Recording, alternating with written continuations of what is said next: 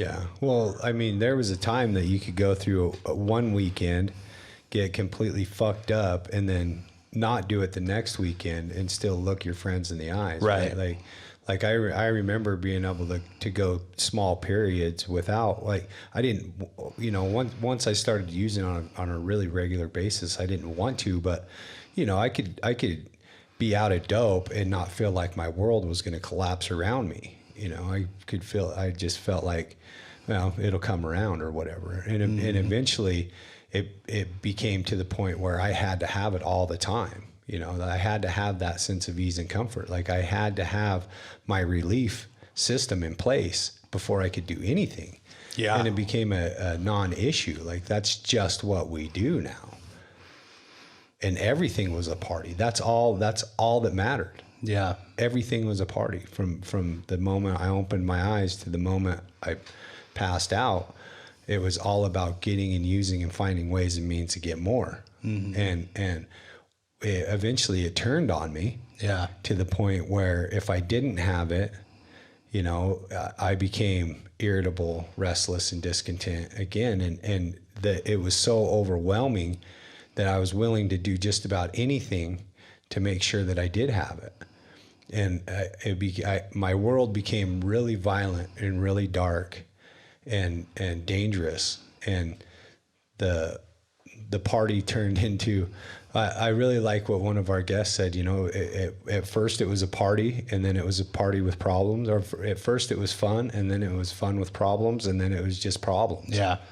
And I got into a lot of legal trouble. I said things to cops that by rights should have got my ass kicked. I hurt people that didn't deserve it. Nobody deserved the shit that I put them through in order for me to feel okay. Mm-hmm. And I never did again.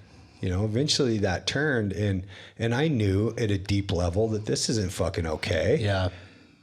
Sometimes it takes like what Allison was talking about, other people or negative, real negative situations for us to open our eyes and be like, holy shit, man, this isn't what normal people do. Right.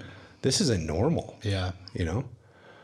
It's not normal to sit there and lie to your parents about what you just stole, knowing that they know that you fucking stole it, and still just denying through your teeth that, no, it wasn't me. You're the only one it could have been.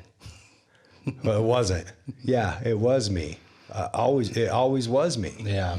I couldn't stand myself. And then the more I used, the more lines that I crossed, the more I degraded myself, the more I had to use. Like the perpetual cycle got worse and worse and worse and worse. Yeah. And to the point of insanity. And, and then it went from what they do to me or do for me to what they did to me and what I became as a result of that.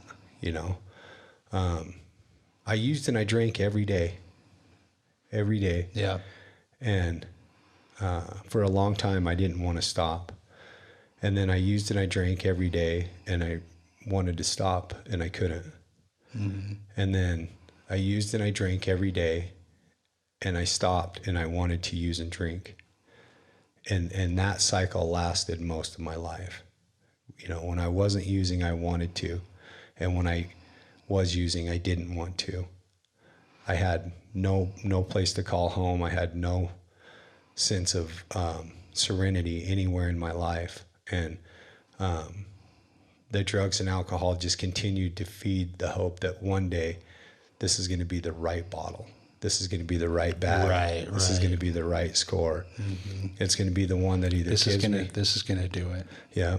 This is either going to be the one that gets me so fucked up that I'm ready to get clean, or it's going to be the one that gives me the ease and comfort that I need, or it's going to be the one that takes me out completely.